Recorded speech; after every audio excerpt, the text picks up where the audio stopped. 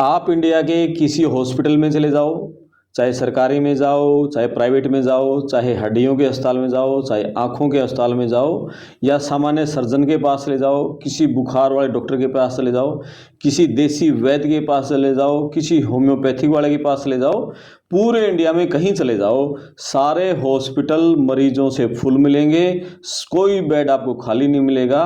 तो आखिर क्या कारण है, हम लोग इतने बीमार क्यों हो रहे हैं? क्या हमारे खान पान में कोई दिक्कत है, या हमारा शरीर ही बीमार हो गया है? बहुत सारे कारण हैं। आजकल पैकेट वाला फूड ज़्यादा खाने लग गए, उसमें वो कहते हैं कि माइक्रो प्लास्टिक आ गए हैं, लेकिन सारे लोग तो वो नहीं खाते, वो फिर भी लोग बीमार हो रहे हैं। इसी गंभीर विषय पर बात करने के लिए आज मेरे साथ हैं बहन सुमन जी, और दिल्ली यूनिवर्सिटी से केमिस्ट्री ऑनर्स की पढ़ाई की, सपना यूपीएससी क्लियर करके आईएएस आईपीएस बनना था, लेकिन पता नहीं अच्छे कर्म कहें या बुरे कर्म कहें कि ये सफ़ेद बाणा पहनकर और ब्रह्म कुमारी में चली गई। पिछले कमेंट्स में बहुत सारे साथियों ने कहा कि अच्छी बड़ी इतनी पढ़ी लिखी लड़की और आईएएस बनती, घर बसाती, कितने लोगों का भला करती। और लेकिन मेरी सुमन जी से बात हुई तो उन्होंने कहा कि अब पूरी दुनिया को हम बहुत अच्छा संदेश दे रहे हैं। बड़ा खुली बातें बोल देता हूँ मैं, नहीं बोलते जो लोग कहते हैं ना वही मैंने बोला, जो कमेंट्स किए थे, बोले क्यों खाम खाई अपनी ज़िंदगी को वेस्ट किया, आईएएस बनती तो कितना अच्छा होता। तो लेकिन बात उस पर करेंगे कि खाने पे और हमारा प्रॉपर भोजन क्या होना चाहिए। आपने केमिस्ट्री ऑनर्स की पढ़ाई की है और आप इस टॉपिक पे बहुत काम भी कर रही हैं, और क्यों बीमार हो रहे हैं लोग, घर घर में बीमार, सारे हॉस्पिटल भरे पड़े हैं, इसके ऊपर थोड़ा प्रकाश डालो। अब शांति जी, सबसे पहले तो मैं सबके पॉइंट ऑफ व्यू का बहुत बहुत आदर करती हूँ। सबका अपना अपना पॉइंट ऑफ व्यू है। हाँ। कोई मेरे जीवन को लेके, जो भी मैंने जीवन अपनाया है उसको हाँ। लेके बहुत अच्छे से उनके विचार हैं। हाँ। कोई कहता है नहीं नहीं पढ़ लिख के थोड़ा आईएएस बनती तो और अच्छा होता। दोनों के विचार है ना, आदरणीय है मेरे लिए, भाई आदर के लायक है, क्योंकि सबका अपना अपना, इसे कहते हैं ना कि इस कॉन्स्टिट्यूशन में सबको हक है अपने मन की बात बोलने का। तो वो बोल रहे, मैं भी अपने मन की बात बोल रही हूँ। तो मुझे ये जीवन अच्छा लगा कि मेडिटेशन से खुद को भी बहुत कुछ मिल जाता है। मन की बात तो मोदी जी के लिए रहने दो। मोदी जी भी तो हमारे ही है ना, वो हमारे देश के प्रधानमंत्री हैं, तो वो भी हमारे ही है जी। तो इसलिए मैं तो सबका आदर करती हूँ। रही बात इतनी बीमारियाँ जो हो गई हैं, उसका कारण क्या है? अगर हम ह्यूमन बीइंग थोड़ा सा अपने माइंड का यूज करने लगें तो सारे सवाल, सारे जवाब हमारे अंदर ही हैं। सवाल भी अंदर से ही उठेंगे तो जवाब भी हमारे अंदर से ही आने वाला है। सोच के देखिए, जो ह्यूमन बॉडी है ये बनी किससे है? किससे बनी? 5 तत्वों से बनी है। अगर 5 तत्व दूषित हो जाते हैं तो मेरी बॉडी भी दूषित हो जाती है कि नहीं? बिल्कुल। ठीक है। तो आज देख रहे हैं हम इतना पोल्यूशन, धरती, ये आसमान, जैसे दिवाली पे देखा था आपने क्या हाल हो गया था, सांस लेना मुश्किल हो गया था। बिल्कुल। वही हवा, उसी हवा से मेरी बॉडी बनी है और वो हवा मेरे अंदर जाएगी तो बीमारी क्रिएट करेगी कि नहीं? इन 5 तत्वों को दूषित किया किसने है? किसने किया है? इंसान ने किया, हमने किया है। क्योंकि देखिए, और वो शुरुआत कहाँ से होती है उस चीज़ की? हमारे मन से होती है। जब हमारा मन डाउन होने लगता है, डाउन डाउन डाउन, इसकी डिग्री कम होने लगती है आत्मा की, तो आत्मा के अंदर से खुद की जो इसका नूर है, खुद की जो पॉजिटिविटी है, वो कहीं ढकने लगती है। ये क्या होती है? डाउन होती है। जब डाउन होगी तो इरिटेट होगी, क्रोध आएगा, नफरत आएगी। उसमें एक क्या है, क्रोध की कैसी भावना होती है, उसमें से वाइब्रेशन कैसी क्रिएट होंगे, वो 5 तत्व कैच करते हैं। क्योंकि ये सारे के सारे मेरे ऊपर डिपेंड करते हैं। जैसी मेरी सोच है वैसे ही ये 5 तत्व कैच करते हैं। तो 5 तत्व उसको कैच करते हैं, 5 तत्व डाउन होने लगते हैं, उनकी एनर्जी नेगेटिव होने लगती है। जब देवी देवताओं का युग था, उनकी आत्मा परफेक्ट सोल थी, एकदम परफेक्ट थी, 16 कला संपूर्ण थी, एकदम शांति उनके अंदर, आनंद, प्रेम। फिर से मैं बोलूँगी, ये जो आत्मा है एक लाइट है, वो जो शांति, वो सुख है, वो सिर्फ खुद के लिए नहीं होता, ये रेडिएट भी करती है।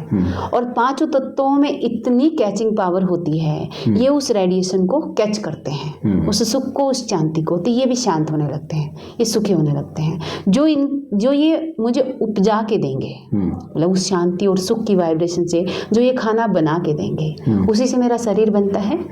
तो वो खाना जब मैं कंज्यूम करूंगी तो मैं कभी बीमार नहीं होती हूँ। एक तो अगर आध्यात्मिक तौर पे सुनोगे तो इसका डायरेक्ट आंसर ये है कि हमारी ही वाइब्रेशन है जिसने इन पांचों तत्वों को दूषित किया है। अब हमारी ही वाइब्रेशन है। जो लोग मेडिटेशन करते हैं ना, वो सिर्फ स्वयं के लिए नहीं कर रहे हैं। फिर से एक लाइट जल रही है, वो सुख, शांति, आनंद, प्रेम की वाइब्रेशन को चारों तरफ फैला रहे हैं। पांचों तत्व उसको कैच कर रहे हैं। ये नेगेटिविटी, ये क्रोध, ये नफरत धीरे धीरे मिट जाएगा और इस संसार में फिर से सुख, शांति, आनंद, प्रेम, ये पांचों तत्व सुख, शांति, आनंद, प्रेम को कैच करेंगे, फिर से अपनी ओरिजिनल अवस्था में आ जाएंगे, जैसे मैं आत्मा होंगी। आध्यात्मिक तौर पे तो इसका आंसर है ही कि हमारी ही वाइब्रेशन ने इन पांचों तत्वों को खराब किया है। इन्हीं पांचों तत्वों से फिर मेरी बॉडी बनती है, तो इसलिए मेरी बॉडी भी खराब हो चुकी है। बिल्कुल। एक सुंदर सा मैं बताऊं, अभी 3-4 साल पहले यहीं शहर के एक बहुत ही सीनियर डॉक्टर, उन्होंने फ़ोन करके घर बुलाया और मेरे को गुड़ दिया उन्होंने। गुड़ एक बोले 2 किलो गुड़ दिया, 1-1 किलो के थे वो, पूरा 1 किलो का एक बताऊं एक ही साइज में बना हुआ था वो, मतलब। तो वो बोले ये तो दूध से बना हुआ है, और उन्होंने 2-3 किलो गुड़ और दिया।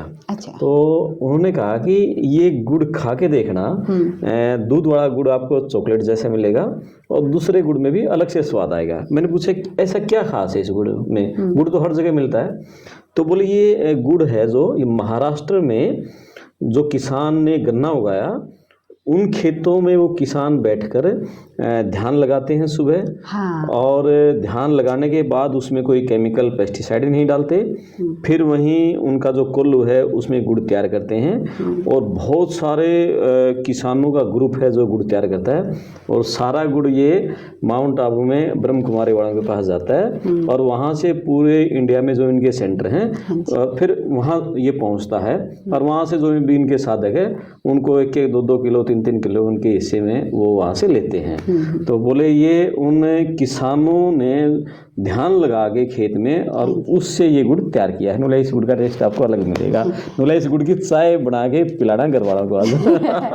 देखो, पता है एक यौगिक खेती का कॉन्सेप्ट चला हुआ है आज। ब्रह्मा कुमारीज हर जगह ये प्रोजेक्ट मतलब लगभग लेके जाने की कोशिश कर रहे हैं, यौगिक खेती कि उस खेती में कुछ साधक बैठकर मेडिटेशन करते हैं डेली, और मेडिटेशन से फिर से एक एनर्जी क्रिएट होती है, वाइब्रेशन, लहरें क्रिएट होती हैं, और वो लहरें पूरी जो आसपास की जो वातावरण है वहाँ पे, चाहे वो गुड़ की भी कोई फसल जैसे गन्ना हो गया या जो भी फसलें वहाँ उगाई जाती हैं, वो कंज्यूम करते हैं उसमें, क्योंकि उनमें मैक्सिमम क्या होता है, पानी होता है। कोई भी सब्जी है या धरती है, धरती में जो भी आप उग रहा है वहाँ पे पानी की मात्रा सबसे ज़्यादा होती है।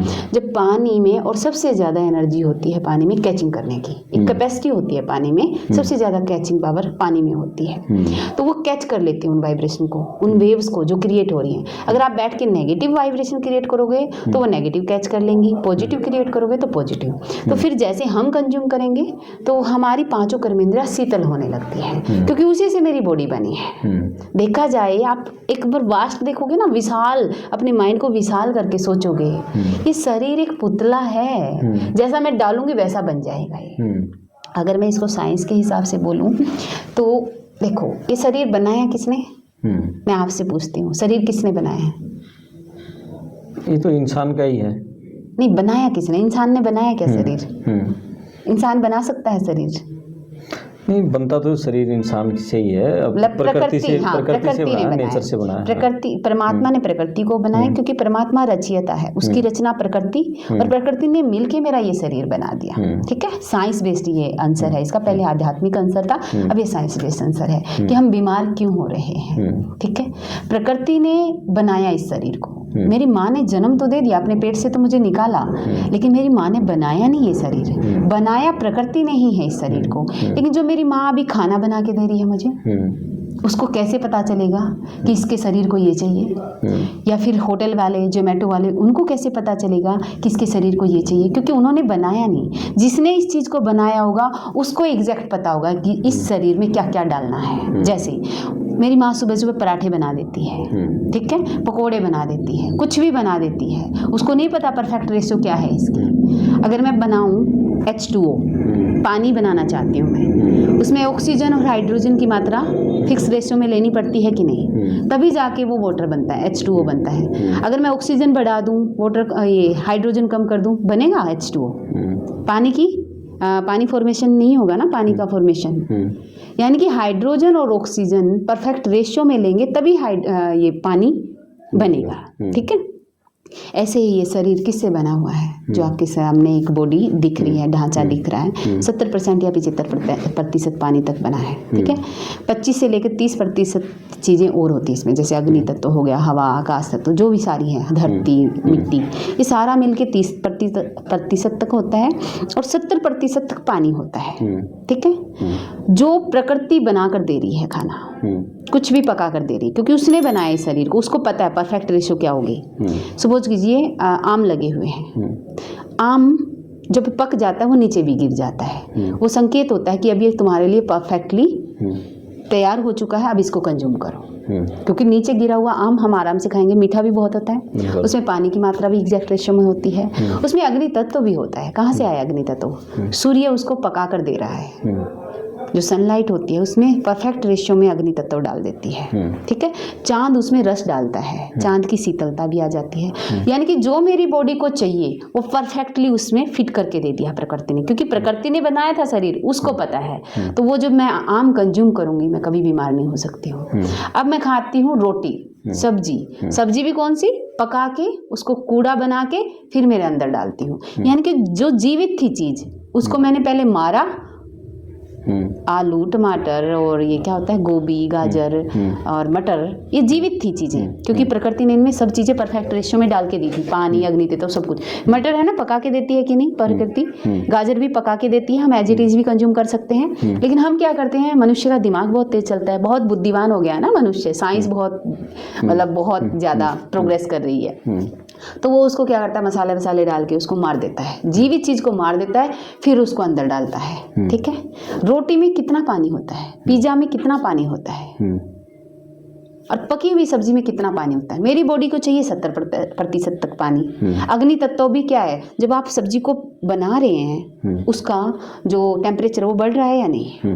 लेकिन जो प्रकृति बना कर दे रही है उसका टेम्परेचर एकदम लिमिट मात्रा में, तो जितना मुझे चाहिए। लेकिन मैं जब चाय पी रही हूँ, चाय का कितना टेम्परेचर होता है? जितना मेरी बॉडी को चाहिए उतना टेम्परेचर नहीं होता है। जो एक्स्ट्रा गया इसमें, चाहे मसाले के थ्रू गया, चाहे आप अग्नि तत्व बढ़ा के दिया आपने, या पानी सुखा के दिया, जो कम करके दिया वो भी असर करने वाला है, जो ज़्यादा करके दिया वो भी असर करने वाला है। कम करके दिया तो बॉडी की चीज़ें कम होने लगती हैं, ज़्यादा करके दे दिया तो बॉडी उस रूप में देती है। मतलब ज़्यादा किया तो बॉडी नॉर्मल नहीं रहती, ज़्यादा में होने लगती है, बीपी बढ़ जाता है, शुगर बढ़ जाता है, थायराइड होने लगता है। ये किसका परिणाम है? जिससे बॉडी बनी थी वो इसको दिया नहीं जा रहा है। और बॉडी 5 तत्वों से बनी है, 5 तत्व इसको बैलेंस मात्रा में चाहिए, परफेक्ट रेशियो चाहिए, पानी की, अग्नि तत्व की, हवा की, उसमें परफेक्ट चाहिए। और वो मैं नहीं बना सकती, मानव में वो कैपेसिटी नहीं है कि शरीर के लिए कुछ बना देगा। वो प्रकृति ने बनाई ये शरीर, और प्रकृति ही इसके लिए परफेक्टली कोई फूड तैयार करती है।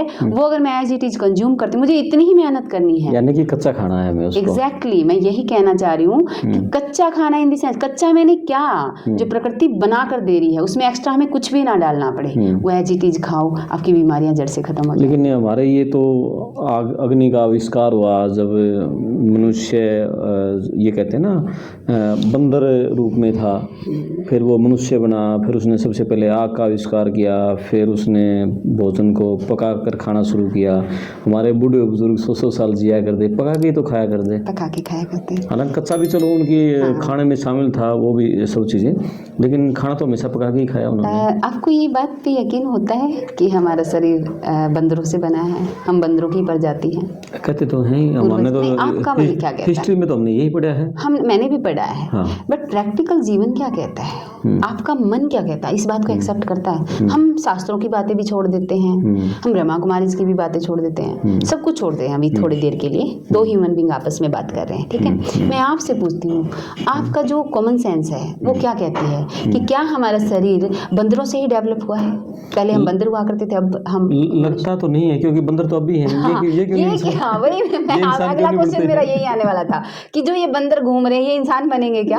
वही तो नहीं, हमारे पूर्वज देवी देवता, मतलब बॉडी मानव की ही होती थी, बस उसमें दिव्य गुण होते थे। देवी देवताएं हमारे पूर्वज हुआ करते थे, बंदर नहीं हुआ करते थे। बंदर अब हम लगता है कि हम बंदरों की ही प्रजाति हैं, क्यों? क्योंकि विकार इतने आ गए। आप देखोगे बंदर में सबसे ज्यादा विकार होते हैं, काम विकार सबसे ज्यादा होता है, थप्पड़ मारने वाला उसमें विकार सबसे, इरिटेशन सबसे तो ज्यादा। मैं कहीं एक किताब में पढ़ा कि पृथ्वी पर जितने भी जीव हैं सबसे ज्यादा काम विकार यदि किसी के अंदर तो बंदर के अंदर है, क्योंकि अब वही काम विकार हमारे अंदर बहुत ज्यादा आ गया है। तो हम क्या कहते हैं, क्योंकि हम उसके साथ अपनी शकल मैच कर लेते हैं, क्योंकि देवी देवताओं जैसी शकल मैच करना हमारे अंदर ऐसा लगता नहीं, ये तो कोई और ही हुआ करते थे, हम कभी ऐसे बन ही नहीं सकते, देवी देवता बन ही नहीं सकते, हम बंदर की ही प्रजाति हैं, क्योंकि सेम विकार हमारे अंदर भी सारे के सारे आ चुके हैं। इसलिए हम उस पर थोड़ा सा यकीन भी करने लगे हैं। आप देवी देवताओं पर यकीन करके देखिए, आप देवी देवता बनने लगेंगे। जैसी सोच, न्यूरॉन, फिर से मैं कहूंगी, न्यूरॉन को जो संदेश दोगे,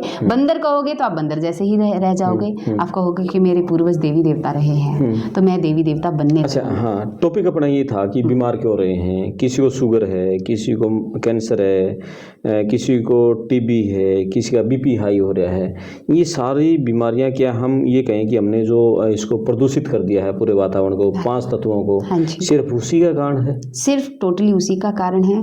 दूसरी बात, दूषित किया जो किया, लेकिन जो अभी भी प्रकृति फिर भी मेरे लिए बहुत कुछ कर रही है, क्योंकि उसकी एक देने की कैपेसिटी होती है। मनुष्य तो लेने के पीछे पड़ा है, प्रकृति आज भी मुझे दे रही है नहीं कि उसका हाथ ऐसे होता है। सूर्य आज भी दे रहा है, चांद आज भी दे रहा है, पेड़ आज भी फल दे रहा है हमें, चाहे हम कितने ही कलयुगी हो गए हैं, अंदर से भिखारी हो गए हैं। जितना वो दे रही है, अगर वो भी कंज्यूम करना हम शुरू कर देना, हम परफेक्टली हेल्दी हो जाएंगे। अपना दिमाग यूज करना बंद ही कर दे तो ज्यादा अच्छा है कि ये रेसिपी आ गई है, आज मैं पिज्जे का नई रेसिपी, आज मैं बर्गर की नई रेसिपी लेके आई हूँ, आज मैं मोमोज लेके आई हूँ। अगर ये सारी चीज़ें बंद करके, जो प्रकृति पे विश्वास करके, जो परमात्मा ने रचना की है उस पे विश्वास करके वो कंज्यूम करके देखिए, आप कच्चा खाना खा के देखिए, जड़ से खत्म हो जाएंगे। मैं सेशंस लेती हूँ आजकल, अभी जैसे 1 महीना मेरा नंगल में ही रहा, 3-3 दिन के सेशन थे। खाने में आप ज्यादातर पका हुआ खाना खाएं तो अवॉइड करना है, एक समय खा लें। हाँ, वही मैं कह रही हूँ, नहीं रहा जाता है, कम से कम नाश्ता, दोपहर में खाना खाने से पहले सैलेड्स तो कम से कम आधा खाना तो इसका जो बॉडी का खाना है वो दीजिए ना।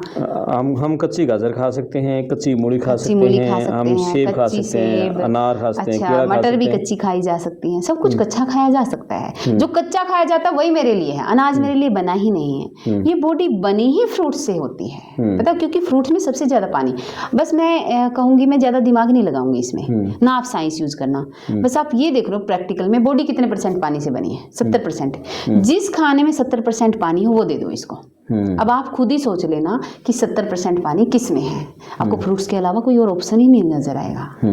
फ्रूट्स ही एक ऐसी चीज है जिसमें 70% पानी होता है, कच्चे खाने में 70% पानी होता है। ये हमारे फिर जो किसान हैं, मजदूर हैं, इतनी मेहनत का काम करते हैं, इनका कैसे काम चलेगा? खाना खाए बहुत एनर्जी बहुत आती है कच्चे खाने से, बहुत एनर्जी आती है। हमें ऐसे वहम हो गया है कि शरीर कैसे ताकतवर होगा। अरे ताकत नहीं चाहिए शरीर को एनर्जी चाहिए, और एनर्जी मरे हुए खाने से नहीं आती है।